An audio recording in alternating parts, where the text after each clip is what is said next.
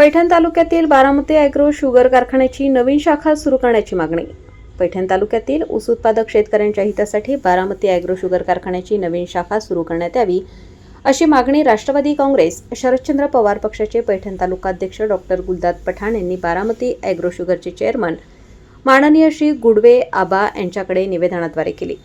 यासाठी पैठण तालुक्यात अल्पदरात 100 एकर जमीन उपलब्ध असून त्याची लवकरात लवकर कारखाना प्रशासनाने पाहणी करावी अशी विनंती बारामती ॲग्रो लिमिटेड कारखान्याचे चेअरमन श्री रोहितदादा पवार, त्यांच्या मातोश्री सौ सुनंदा पवार व त्यांच्या धर्मपत्नी यांच्याकडे मागणी करण्यात आली आहे.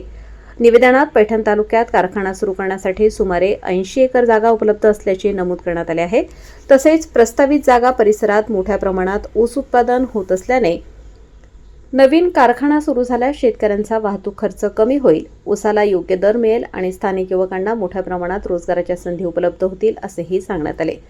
या मागणीसंदर्भात माजी आमदार संजय भाऊ वाकचौरे यांच्या उपस्थितीत बारामती ॲग्रो शुगरच्या पदाधिकाऱ्यांशी सकारात्मक चर्चा करण्यात आली. संबंधित प्रस्ताव वरिष्ठ स्तरावर विचाराधीन असून प्रत्यक्ष जागेची पाहणी करून सकारात्मक निर्णय घेण्याची अपेक्षा व्यक्त करण्यात आली. यावेळी डॉक्टर गुलदाद पठाण यांनी उपस्थित मान्यवरांशी पैठण तालुक्याच्या विकासाबाबतही चर्चा केली. शेतकरी हित आणि औद्योगिक विकासासाठी आवश्यक ते सर्व प्रयत्न सुरू राहतील असा विश्वास त्यांनी व्यक्त केला.